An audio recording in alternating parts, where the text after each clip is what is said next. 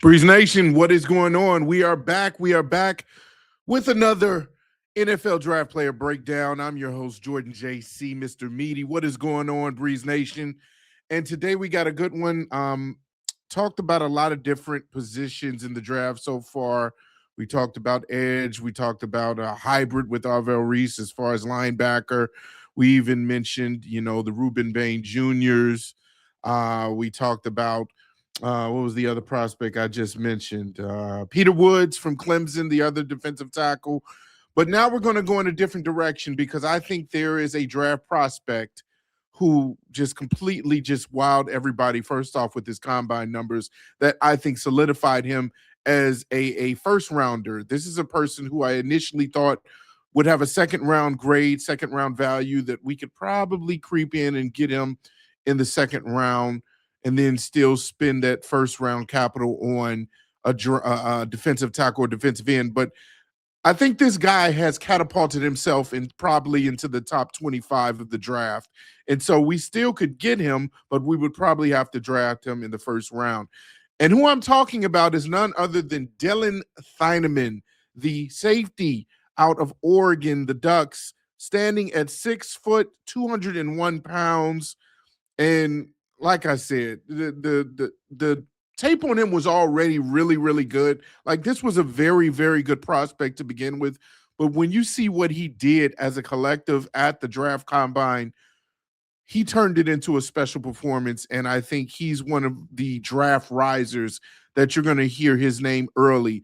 And he possibly will be there. I'm not going to sit here and say that we have to draft up or rather trade up to get a player like Dylan Thieneman, but he could have probably put his name in that category of the mid-teens to late teens where it's right before us, or he could be in our range where he gets drafted at 25. And the reason why I think that safety is a area of need or would be a area of importance that we would actually go in the first round for a safety like Dylan is because you hear all the talks about Jaquan Brisker. We mentioned it early and often this offseason about the fact that Jaquan might have played himself out of a contract that the Bears can afford. I think that on the lower side of the deal, I think that he probably will demand maybe 13 to 14 to 15 million at the very least. I think that's a little bit out of our range, especially if we're talking about keeping players like DJ Moore, as we mentioned in the Morning Breeze this morning with Pat, or if you're talking about also letting go of Tremaine Edmonds. There's still going to be some flexibility that we need to have, and so letting go of Jaquan Brisker might be a just a done deal. It might be just a foregone conclusion. And so for me, I think this will be the next great safety for the Chicago Bears. If you're talking about Dylan Thieneman, I mean, he ran a 4.37 on his first attempt in the 40-yard dash, and then he backed it up by having an even greater run by posting a 4.36 40-yard dash. That is not just really, really good speed. That is otherworldly speed. When you're talking about and first of all, the safety class and just all of these different positional groups, they absolutely dominated when it came to the 40-yard dash. This is probably one of the better drafts in total, draft combines in total, when you're talking about the speed that was on display from all of these different positional groups. But in particular, Dylan Thieneman blew everybody away with that performance. Just elite speed, where you can see that he can be all over the field with the way that he pursues the ball and just the closing speed and the pursuit angle to certain players. And so really impressive there. I believe he had a 10.5 or 10.5 broad jump, which was very elite. And then you talk about his vertical jump. His vertical jump was at 41. And so just all across the board, a very, very athletic safety. But sometimes athleticism doesn't always translate to the tape. So again, this is the reason why I think that he is special, because we're going to go over some of his strengths in a minute.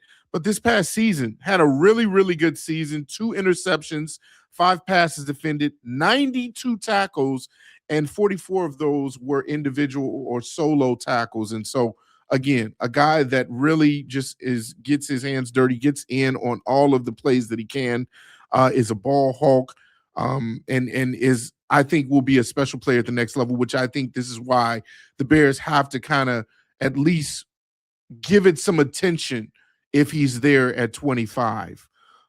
Some of the strengths that we're going to go over for Dylan Thineman is that, one, his coverage instincts are very, very top class.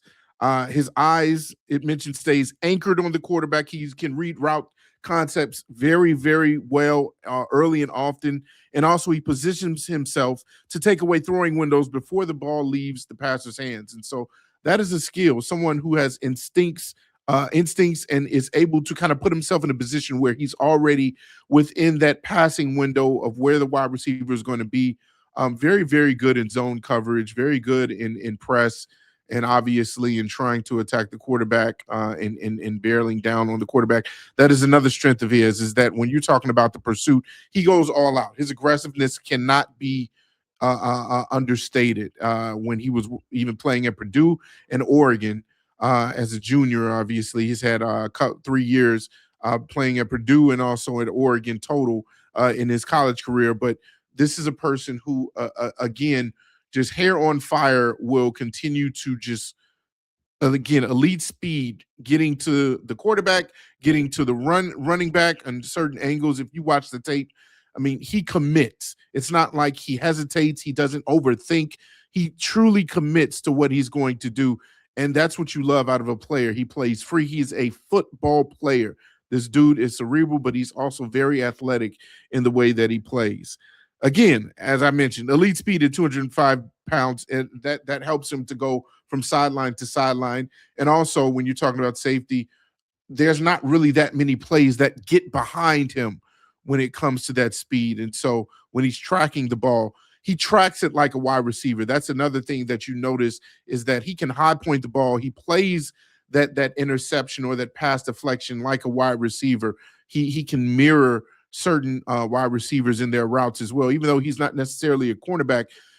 In the combine, you saw his wiggle and his backpedaling almost like he was a cornerback. And that's what's special about him, is that I think even at the next level, there are times where, hey, if your guy goes down and there's say Jalen Johnson's injured or Kyler Gordon's injured, you can put him in there in a certain position in the nickel corner or the slot, and not necessarily worry too much about his performance on when it comes to one-on-one wide receivers and him doing his job. And so that's something that I feel you can teach. Dylan Thineman is again going to be a special player in my opinion.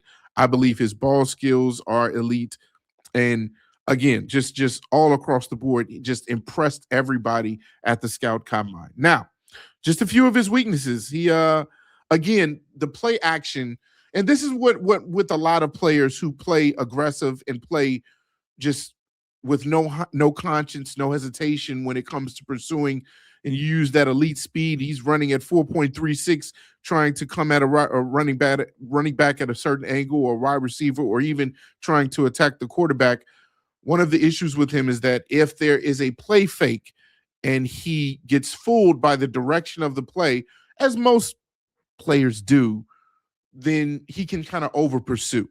And so I would say that's something that's coachable. When it comes to that as a weakness, that's a weakness that you actually want, because you're not trying to teach out of him or make him less aggressive, right? You're not trying to make him less fast or any less faster pursuing wherever the ball is going or whoever has the ball.